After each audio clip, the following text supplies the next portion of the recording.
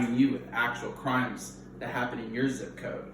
So first zip code that we're discussing is going to be 77036. Houston, Texas. These are crimes that actually affect you. These are things, real world situations that you could prepare against, you could learn from. And we're going to do a deep dive into burglaries, as well as any type of theft. So that could be auto theft, someone, actually breaking and entering and stealing.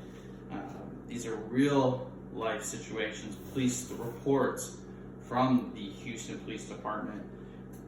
And let's do our first segment. Let's just discuss one that had risen to the top. So what we're discussing here is a young female that had complained of a theft that was in the range of $750 to $2,500. So that was the loss. So the residence was actually broken into and electronics were stolen. Now, if you've experienced a break-in in the zip code 77036, we'd love to hear from you.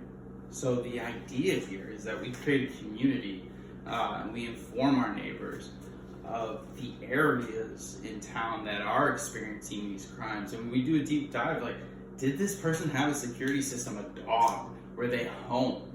What kinds of things can prevent these crimes? And really, when it comes down to it, is what's causing someone to really risk, in the state of Texas, if you break and enter and someone's home, you're risking 20 years in prison. I mean, think about be the rest of your life in a lot of cases, depending upon how old you are. So yeah, the front door was broken in, so the entrance came through the front.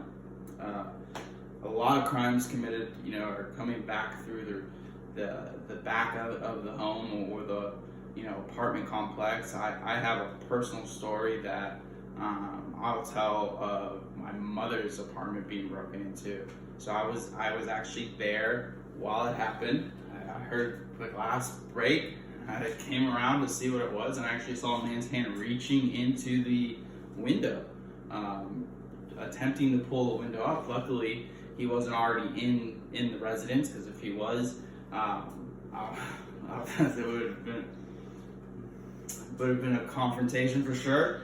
When we followed that police report, it turns out that guy had a size 13 shoes, roughly 6'3". So I'm pretty glad that we, to test me on that. But in this case, do you think what would you think would be the best way to deter this person, from breaking? Comment below if what would you have done differently. In this case, there was no dog, there was no security system. They were able to just break in the door, take what they wanted, and leave. Hopefully this person had some type of insurance.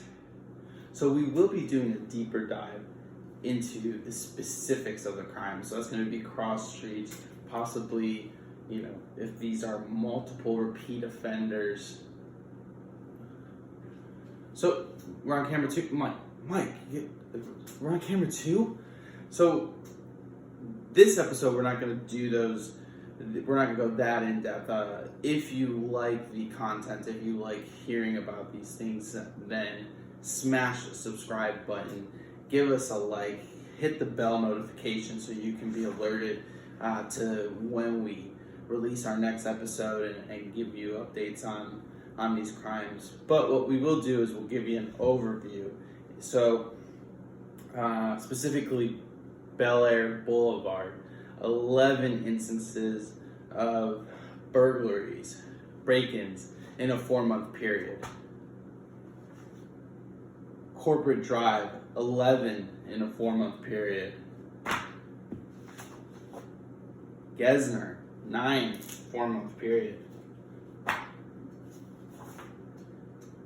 Sands Point Drive, 4 instances of theft, break-in, burglary, and stacks of paper on different types of crimes.